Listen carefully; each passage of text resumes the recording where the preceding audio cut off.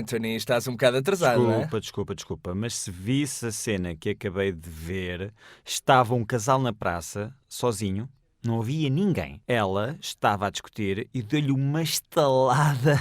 A sério, aconteceu mesmo. Isso para mim é uma desculpa, Anthony. Não, foi mesmo. Se tivesse comigo a máquina fotográfica, realmente teria apanhado a cena. Linda, linda. Ias dedicar-te à street photography, é? Sabes que a tua pronúncia está a melhorar muito. Street photography. Street photography. Street photography. Muito bem.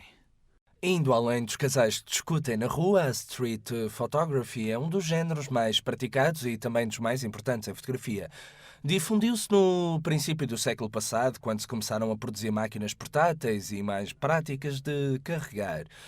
Um dos maiores intervenientes nesta área é o famoso Henri Cartier-Bresson. Lembras-te? Já falámos dele. Instante decisivo. Exatamente, aquele que lançou a teoria do instante decisivo, esse mesmo. A sua fotografia tinha precisamente como objetivo recolher o instante decisivo, o momento em que aconteceu algo digno de ser registado e que narra uma cena de vida. Comprou uma Leica, uma máquina muito leve com que trabalhou durante toda a sua carreira. Morreu recentemente, no ano 2004. Foi um grande repórter, juntamente com Capi e Simor, além de outras coisas, fundou também a agência Magnum, uma das agências fotojornalísticas mais conhecidas. Entretanto, falei-te de Bresson, porque talvez seja o mais famoso destes repórteres, mas há muitos outros. Pensa em Robert Frank, em Weegee. Weegee fotografou na primeira metade do século XX, utilizando precisamente uma máquina de grande O formato. Luigi era americano, não era? Era americano e, como muitos colegas americanos, utilizava precisamente uma Speed Graphic, uma máquina bastante grande com um flash de bulbo e, graças a esta, registava factos de crónica, personagens famosas. Dedicou-se também bastante a fotografar crimes e os subúrbios das cidades. Uma comparação com Luigi talvez possa ser feita falando de Brassens, um fotógrafo de origem húngara que se dedicou à fotografia de Paris, mas procurando recolher os aspectos mais insólitos, não a vulgar imagem de Paris, Ville et Lumière, mas dedicando-se a fotografá-la de noite, com chuva, fotografando jardins, visões pouco comuns desta cidade. Um outro repórter foi Robert Doisneau, ele também muito dedicado a Paris. Sobretudo a fotografar crianças a brincar, procurando recolher os aspectos mais relativos à periferia da cidade, momentos que narravam a vida destes ambientes. Afinal, que tipo de equipamento é preciso para street photography? Bem, é preciso um equipamento de rápida configuração, rápido, fácil de transportar, como uma reflex, mas aconselham-se os aparelhos com telémetro, porque são os mais silenciosos, sem o bloqueio do espelho, porque esse som poderia chamar a atenção do tema e fazer com que ficasse menos espontâneo diante da objetiva. Procuramos, portanto, fotografar sempre tendo em conta a velocidade. Para capturar o instante decisivo, é preciso estar preparado e, mesmo no equipamento, ter aparelhos que se conhecem na perfeição e permitem disparar rápido e silenciosamente. E se eu me esconder com uma longa teleobjetiva a fotografar alguém sem que me veja? Sim, essa pode ser uma maneira de não se fazer notar e evitar a perturbação decorrente da demasiada proximidade do tema, mas considera que neste género de fotografia é muito importante que o observador faça parte da imagem que tenha fotografado, e para isso talvez seja melhor utilizar uma focal curta que permita que te aproximes do tema de forma a que possas olhar a cena que estás a fotografar do seu interior. É verdade que o tema, de qualquer modo, quando te aproximares, pode ficar intimidado Sim, pela tua mas- presença Ah, e ficar menos natural. Mas isso já é contigo. Ter a rapidez para fazer as definições da máquina, para te aproximares e disparar antes que o tema perca a sua naturalidade. No princípio podes tentar focar sobre algo que esteja à mesma distância do tema e depois voltar-te só no último instante para executar a foto. De qualquer modo, neste caso, aposta sempre na máxima velocidade.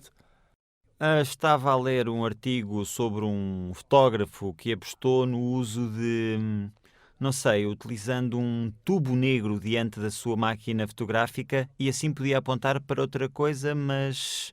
Sim, esse é um truque usado por muitos repórteres, como o próprio Alan Lewitt. Usava esse tubo no interior do qual existe um espelho a 45 graus que permite fotografar o tema apontando a máquina para outra direção. Isto ajudava a manter o tema na sua máxima naturalidade e evitava também o embaraço de levar, portanto, de apontar a máquina diretamente sobre o tema. Mas estavas a falar de velocidade. Parece-me então que a velocidade é o mais importante. Sim, a velocidade é fundamental, mas para ganhar velocidade é preciso conhecer perfeitamente a técnica. o que te vai permitir usar a intuição. É um pouco como quando se aprende a conduzir. Primeiro a nossa atenção está dirigida para as manobras a efetuar, quando temos de mudar a velocidade, quando temos de carregar no travão. E depois, pouco a pouco, tudo isso passa a ser intuitivo e podemos nos dedicar mais à condução. O mesmo se passa com a fotografia. Quando se aprende a conhecer perfeitamente o nosso aparelho, passamos a agir intuitivamente e podemos concentrar toda a nossa atenção na recolha de imagem da melhor maneira possível. Mas, Anthony, além de te tornares mais rápido sob o ponto de vista operativo, podes ainda utilizar uma técnica que te permita trabalhar de forma muito mais rápida, aumentando a sensibilidade ISO da tua máquina ou então utilizar filmes de sensibilidade mais elevada, até 4800 ISO, o que te vai permitir utilizar tempos muito rápidos. Muito importantes são também as objetivas luminosas que te vão permitir disparar rapidamente e, sobretudo, captar temas em movimento, utilizar diafragmas abertos, que provocam alguma desfocagem que acaba por fazer parte da comunicação de reportagem, pelo que não é um inconveniente. Enfim, estas são as noções técnicas para fazer a street photography, mas não são tudo, existem outras questões importantes neste género de fotografia. Quais? Antes de mais, é preciso aprender a observar, tentar saber captar aqueles momentos que até podem passar despercebidos aos outros, mas que merecem ser fotografados porque contam alguma coisa. Aprender, portanto, a ficar de lado e captar estes aspectos interessantes que até então não tenhas observado com muita atenção. No início podes não ter toda essa velocidade de intervir que te permita ficar pronto num instante para focar e disparar. Então podes experimentar, sei lá, fazer a composição de um enquadramento, uma cenografia que te pareça correta do ponto de vista de exposição e depois, principalmente, saber esperar pelo momento em que acontece algo que pode tornar aquele enquadramento interessante. Se antes, na praça onde viste aquele conflito, Estava precisamente a pensar nisso. te encontrasses num ângulo pronto para disparar, terias de certo captado um momento interessante para a tua fotografia. Olá, isso podia, mas será que posso andar por aí a fotografar qualquer um?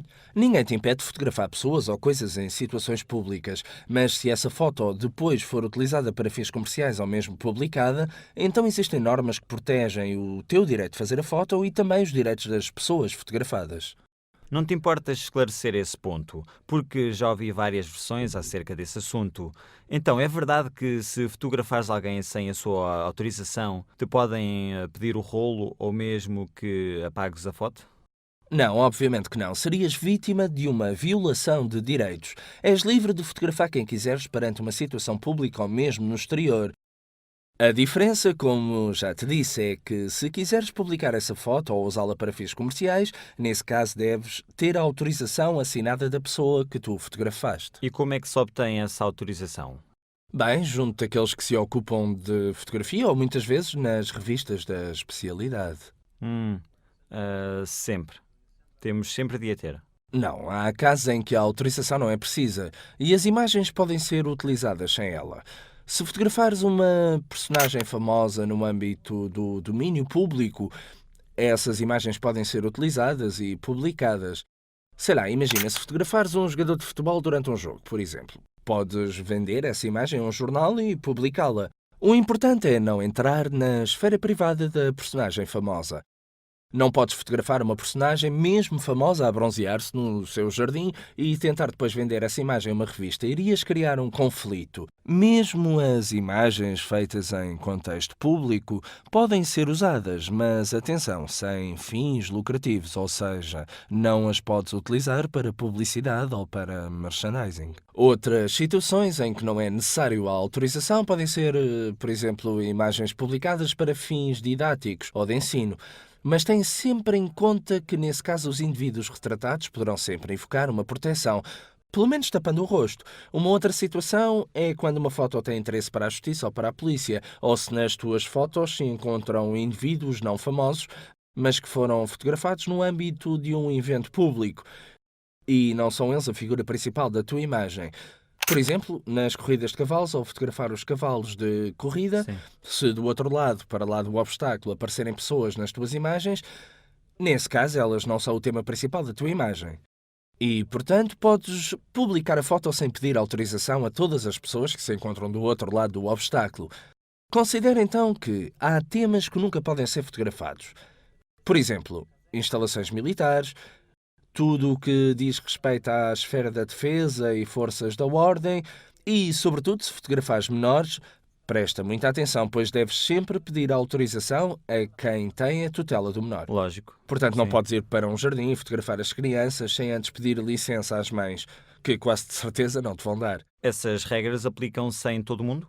Não, cada país tem a sua própria legislação e as suas regras, mas se fores de viagem, tenta dar uma vista de olhos pela legislação em vigor nesse país, para não teres surpresas desagradáveis.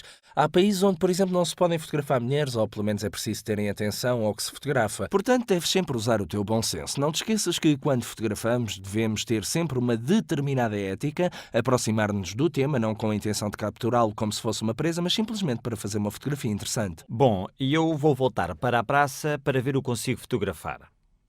Ótimo, espero que tenhas percebido tudo. Yes! Equipamento leve, capacidade de observação, respeito pelos temas que se estão a fotografar e, sobretudo, velocidade. E da próxima vez tenta chegar a horas. Está bem. Adeus. Tchau.